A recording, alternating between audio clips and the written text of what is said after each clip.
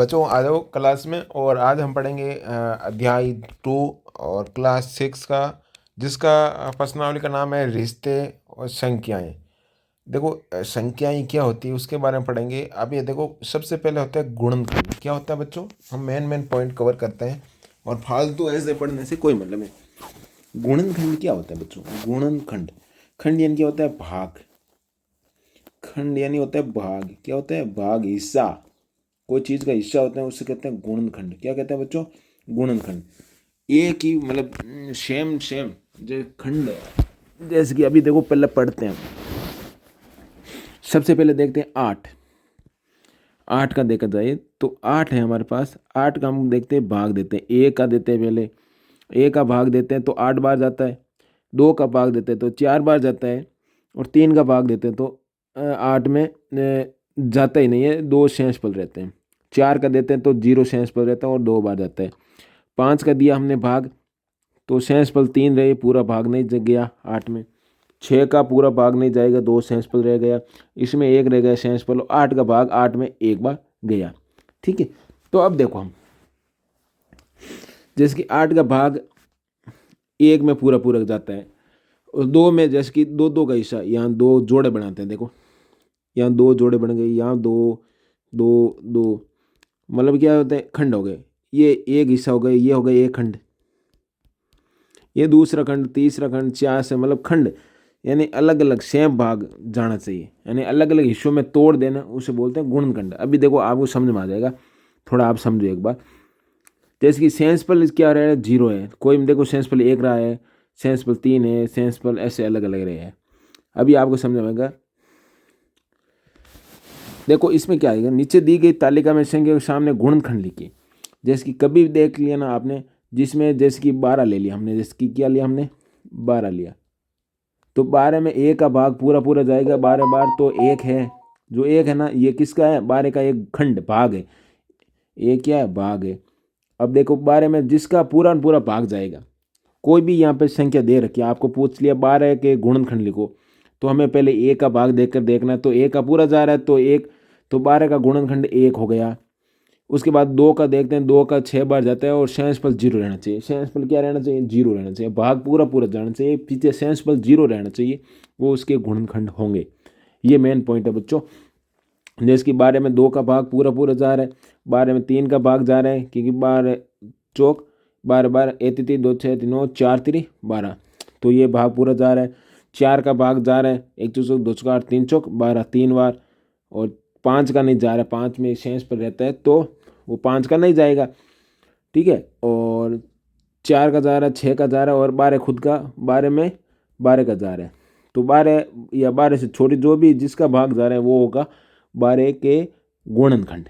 अब देखो 24 है, 24 देखा जाए तो 24 में 1 का भाग पूरा जा रहा है, 2 का पूरा जा रहा है, 3 का भी जा रहा है। ठीक है, 4 का भाग देके देखो, 24 1 चौक 2 चौक 8 4 चौक 16 5 20 6 24 6 बार, तो 4 का भी जा रहा है। 5 का नहीं जाएगा, 6 का जाएगा।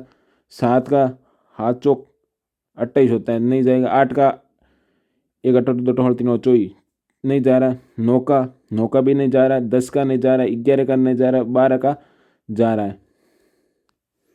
13 का नहीं जाएगा। 14 का नहीं जाएगा। 15 16 17 18 19 20 और खुद का जाएगा। ये रही 12 के गुणनखंड। 24 के गुणनखंड ये रही। जिसमें पूरा पूरा भाग जा रहा है वो उसके क्या होंगे? गुणनखंड हो गए, यानी खंड का भाग। खंड यानी होता है भाग। खंड का मतलब लास्ट में देखो गुणनखंड। गुणनखंड यानी उसका एक हिस्सा, जिसका मतलब खंड यानी खंडित करने वाला, तोड़ने वाला, मतलब खंडित कर सकता है ना। जैसे कि 12 इसको क्या तोड़ सकता है बरोबर भागों में, उसके बोलते हैं गुणनखंड। समझ में? कैसे भी समझो, खंड यानी तोड़ना या जोड़ा, ऐसे भी कैसे भी आप समझ सकते हो। तो आपको 27 का निकालना है, तो 27 का 1 हो गया और 3 2 का नहीं जा रहा है, 3 का जा रहा है, ऐसे आपको ना निकालना है। तो ये आपको करना है, ये इतना काम। गुणनखंड के बारे में मुझे लगता है आपको समझ में आ गया बच्चों। चलिए अभी देखो, प्रत्येक संख्या, जो भी संख्या दे दी आपको, तो खुद का एक गुणनखंड है। जो भी 27 दे दी तो 27 का गुणनखंड 27 तो होगा, यानी प्रत्येक संख्या स्वयं का एक गुणनखंड होगा। खुद का तो गुणनखंड होगा, जैसे कि हमें पूछ लिया 5 का गुणनखंड, तो गुणनखंड में 5 तो आना ही है एक। खुद का खुद एक गुणनखंड होगा, यानी खुद का भाग खुद में तो जाएगा ना। ये आपको समझ में आने वाली बात है ना बच्चों, ठीक है। नीचे दी गई गुणनखंड को देखिए, तो ए का गुणनखंड एक ही होता है, और 2 का गुणनखंड क्या होता है, ये 2 दे रखा है। 2 में क्या क्या होगा, देखो आप, ये 2 है, 2 में ए का भाग जा रहा है तो 1 हो गया, 2 का खुद का 2, तो इसमें 2 गुणनखंड हो गए 3 के, ठीक है। तो आपको देखो 1 और 3 में देखा जाए तो ए का भाग जा रहा है और 3 का भी जा रहा है, ऐसे आपको निकालने गुणनखंड निकालने। इसमें 3 है, इसमें 5 है, अलग अलग ये गुणनखंड की तालिका हमने निकाली है। तो यहाँ पे गुणनखंड की संख्या भी दे रखी है, यहाँ पे कोई की 2 है, कोई की 1 है गुणनखंड। ये किसके गुणनखंड है, ये आप देख सकते हो, 2 के, ये 3 का है, ये 4 का है, 5 का है, 6 का है, 7 का, 8 का। तो 1 का गुणनखंड कितना है, 1 ही है, टोटल 1। 2 के गुणनखंड 1 और 2 भाग जा रहे हैं। 3 के गुणनखंड 1 और 3 है, जिसमें 2 गुणनखंड है। 4 के 3 है, 5 के 2 है, ऐसे गुणनखंड की संख्या यहाँ पे दे रखी है, ठीक है। तो ये आपको समझ में आ जाएगा। चलिए, ये फालतू कुछ मतलब नहीं है। सम और विषम संख्या किसे कहेंगे वो हम पढ़ेंगे अभी। चलिए, तो सम संख्या किसे कहेंगे, जिसमें 2 का भाग पूरा पूरा जा रहा है।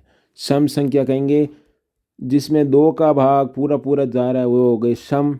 और विषम संख्या जिसमें 2 का भाग नहीं जा रहा है, वो हो गई विषम संख्या। ये पॉइंट है इतने। अब हम प्रश्नावली के सवाल आंसर जो हल करेंगे 2.1 है, ठीक है। तो ठीक है, तो निम्नलिखित संख्याओं के सभी के गुणनखंड लिखो। अब गुणनखंड आपको देखो 48 का गुणनखंड लिखना, तो 1 हुआ, 2 हुआ, इस टाइप से आपको भाग देख के ट्राई करके। 3 का नहीं जाएगा, 4 का जाएगा तो 4 हुआ, 5 का नहीं जाएगा, 6 का हो जाएगा, ऐसे आपको।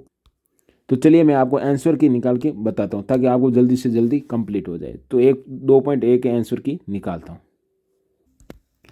तो बच्चों यहाँ पे देख सकते हो क्वेश्चन आंसर आ गए हमारे पास। निम्नलिखित में सभी के गुणनखंड करना है। तो हमने देखो सबसे पहले हमें क्या करना है, पहले क्वेश्चन करना है। देखो यहाँ पे पहले हमें इसका गुणनखंड पूछा है, तो हमें सबसे पहले 1 का भाग जा रहा है पूरा, उसके बाद 2 का ट्राई करेंगे, 2 का भी भाग पूरा जा रहा है, 3 का भाग जा रहा है, 4 का भी जा रहा है, 6 का जा रहा है, 8 का जा रहा है, ठीक है। तो 48 यानी 48 के गुणनखंड कितने हो गए, 1 हुआ, 2 हुआ, 3 हुआ, 4 का भी जा रहा है, 6 का भी जा रहा है, 8 का भी जा रहा है, 12 का भी जा रहा है, 16 का जा रहा है, और हम ऐसे ट्राई करके 24 का जाएगा, ये खुद का भी जाएगा, खुद का तो जाएगा। तो यहाँ पे देख सकते हो ये टोटल क्या है, इसके गुणनखंड है। तो पूछा इसके गुणनखंड ये रहे। इस टाइप से हमें गुणनखंड निकालना है, सबका भाग देख के ट्राई करना है। 3 का गुण 36 के गुणनखंड देखेंगे, तो हम इसमें 36 का 1 में जा रहा है, 2 का जा रहा है, 3 का जा रहा है, 4 का जा रहा है, 6 का जा रहा है, 9 का जा रहा है, 12 का जाएगा, 18, 36, ऐसे सबका आपको गुणनखंड यहाँ पे इस टाइप से लिखना है, ठीक है। ये होगा क्वेश्चन कंप्लीट। निम्नलिखित संख्याओं में प्रथम 5 गुणज लिखिए। प्रथम 5 गुणज लिखना है, 5 गुणज यानी 5 ही बताना है। 7 के 5 गुणज बताओ, तो बताओ। तो हम सिंपली देखो अभी डायरेक्ट क्वेश्चन आंसर करते हैं। तो 7 के देखो पहले सबसे 1 का जाएगा, उसके बाद 2 का जाएगा, 3 का जाएगा, 4 का जाएगा, 5 का जाएगा, इस टाइप से। 7 के प्रथम गुणज लिखने, गुणनखंड लिखने के, गुणज लिखने, गुणज यानी गुणा करके। 7 का 1 बार, 7 का 2 बार, 7 का 3 बार, 7 का 4 बार, 7 का 5 बार। तो गुणज यानी गुणा करके लिखना है, यानी 7 का पहाड़ा लिखना है। गुणज का मतलब कभी आ जाए नहीं गुणज, तो पहाड़ा लिखना है। और गुणनखंड आ गए तो उसके भाग देख के देखना है, तोड़ तोड़ के खंड बताने हैं। तो 7 का पहाड़ लिखना है इस टाइप से। अब हमें पूछा 12 के गुणज, तो 12 का पहाड़ लिख दो। और 17 का पहाड़ा हो जाएगा इस टाइप। पहले 1 का भाग देना, 2 का देना, 3 का देना, इस टाइप से हमें देना है। 15 का पूछा तो 15 के गुणज लिख दो। 18 के गुणज, 18 के गुणज लिख दो। अब हमें क्वेश्चन क्या आया देखो, 10 और 30 के बीच की सभी अभाज्य संख्या लिखिए। अभाज्य, जिसमें अभाज्य संख्या किससे कहेंगे बच्चों, अभाज्य संख्या उससे कहेंगे बच्चों जिसमें एक और खुद का ही भाग जाए और दूसरे का भाग नहीं जाए। खुद का जाए, खुद का भाग खुद में जाए, और एक का खुद के अलावा और किसी का भाग ना जाए, एक को छोड़ के। जैसे कि 11वां, 11 में खुद का ही जाएगा, एक का अलावा खुद का ही भाग जाएगा, दूसरे का नहीं जाएगा। 11वां, 13वां, 17वां, इसमें आप देख सकते हो 1 2 का नहीं जा रहा, 3 का नहीं जाएगा, 5 6 7 8 9 10 11 12 13 14 15 16 16 तक किसी का नहीं जाएगा। 17 का खुद में खुद का ही जाएगा, वो होता है अभाज्य संख्या। अभाज्य यानी किसी से भाज्य नहीं होती, किसी से टूटती नहीं है, वो क्या कहे बिखरेगी नहीं, टूटेगी नहीं, उसे बोलते हैं अभाज्य संख्या। ठीक है, ऐसी संख्या जो दूसरे से टूटती नहीं है। भाज्य संख्या वह संख्या जो हर किसी उसमें भाग जाए किसी का भी। सबसे छोटी अभाज्य संख्या, सबसे छोटी अभाज्य संख्या कौन सी होगी? 2। 2 में खुद का ही भाग जाएगा और किसी का नहीं जाएगा। उसके बाद हम कहेंगे 3 है अभाज्य संख्या। उसके बाद 5 भी अभाज्य संख्या, जिसमें 5 का खुद का ही जाता है, वो जिसमें जाएगा नहीं। उसमें 7 हुआ, ठीक है। उसके बाद 11 हुआ, उसके बाद 13 हुआ, ये सब क्या है? अभाज्य संख्या है। सबसे छोटी 2 है अभाज्य संख्या। निम्नलिखित में कौन सी संख्या का 6 का एक गुणनखंड है? निम्नलिखित में से कौन सी संख्या का 6 एक गुणनखंड है? 6 गुणनखंड किसकी संख्या का है जिसमें 6 का भाग जाता हो? यहाँ पे दे रखा है पूरी संख्या, इतनी सारी संख्या आपको दे रखी है। देखो दोस्तों, बच्चों, ये हमारी संख्या दे रखी है, इसमें पूरा 6 के गुणनखंड।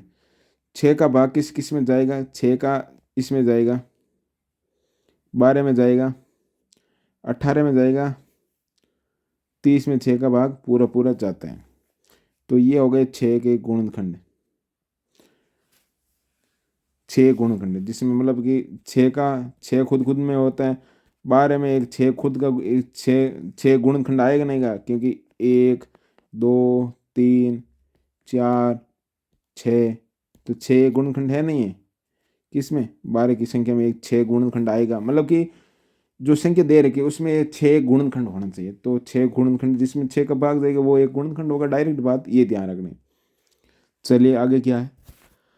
ऐसी 3 संख्या लिखिए जो 4 व 6 दोनों की गुण, जो मतलब दोनों का 4 और 6, जिसमें मतलब कि पाड़ लिखना है 4 का और 6 का। और ऐसी संख्या लिखनी है जिसमें 4 के पावड़ में भी आई और 6 की आए। 4 का 1 से गुणा करते हैं तो 4 आता है, 4 से 2 करते हैं 8 आएगा, 16 नहीं 12, 6 16 5 20, ऐसे करते हैं। 1 संग 2 संग 12, 3 संग 18। तो यहाँ पे देखो 12 कॉमन है नहीं, इस टाइप से लिखनी है। हमें कितनी संख्या लिखनी है? 4 टोटल। ऐसे 3 संख्या लिखनी है, 3 संख्या यहाँ पे देख सकते हो, 12 हुआ, 24 हुआ, 36 हुआ, जो कि दोनों पहाड़ में आएगी। ऐसे लिखना है आपको, ठीक है। तो 37 लिखिए 108, 9 का एक गुण है, मतलब कि 108 में 9 का एक गुण है। 9 का पहाड़ा जाता है क्या? 9 का भाग, तो आप यहाँ पे देख सकते हो 37 108, 9 का एक गुण है, तो 9 का 9 से गुणा करने पर भाग देख कर देख लेते हैं। 108 का 108 भाग 9, 9 का भाग पूरा जाएगा तो गुणित हो जाएगा, मैंने बताया। तो 9 लारा 1 18 2 बार, तो 12 में विभाजित होता है, तो ये 37 गुणित है, ठीक है। मतलब 9 का पार्ट जाएगा उसमें। 7 और 17 का एक गुणनखंड है, 7 हाथ 7 है और 27 का गुणनखंड है, मतलब कि 7 में भाग जा रहा है तो 27 में नहीं जाएगा, गलत है, ये 37। 2 अभाज्य संख्याओं का योग एक सम होता है। 2 अभाज्य, जिसके अभाज्य 2 और 3, उनका जोड़ते हैं तो क्या वो सम संख्या होंगी? जरूरी नहीं है, सम संख्या नहीं होगी, विषम संख्या भी हो सकती है। जैसे कि 2 और 3 को जोड़े, दोनों क्या है? अभाज्य संख्या है, इनको जोड़ा तो हमें क्या है? विषम संख्या प्राप्त हुई। और जैसे कि 2 और 5 को जोड़ते हैं, या आप देख लो 2 5 7 और 3 को जोड़ते हैं, 10 हो गए, तो सम हो गए। जरूर नहीं अभाज्य संख्या भी आ सकती, नहीं सम भी आ सकते हैं, विषम भी संख्या आ सकती हैं 2, तो ये सत्य होगा। मतलब 2 अभाज्य संख्या को जोड़ें तो सम भी संख्या आ सकती है, विषम भी आ सकती है, दोनों भी आ सकते हैं, कोई जरूरी नहीं है। चलिए ये हो गया क्वेश्चन। प्रत्येक अभाज्य संख्या विषम है होती है, जो भी अभाज्य संख्या वो विषम होती है, गलत जरूरी थोड़ी है। जिसकी दो दो क्या एक सम है और अभाज्य संख्या भी है, जरूरी नहीं है, ये भी गलत। एक प्रत्येक संख्या का गुणनखंड है, अब बात सही है। एक है ना, एक है ना जो सबका गुणनखंड है, सबका गुण जिसमें सबका एक है, सबका भाग जाएगा, तो वो सत्य है। प्रत्येक संख्या गुणनखंड उस सबसे छोटा होता है। प्रत्येक संख्या का गुणनखंड, प्रत्येक संख्या का गुणनखंड उससे छोटा होता है, जरूरी नहीं होता है। कोई कोई संख्या का गुणनखंड उससे बड़ा भी हो सकता है, छोटा जरूरी नहीं है। तो ये हो गया आपके आंसर क्लियर। तो यहाँ तक हो गया 2.1 प्रश्नावली कंप्लीट।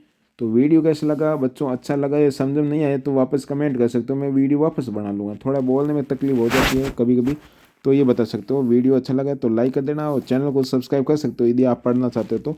इस वीडियो के लिए बस इतना ही।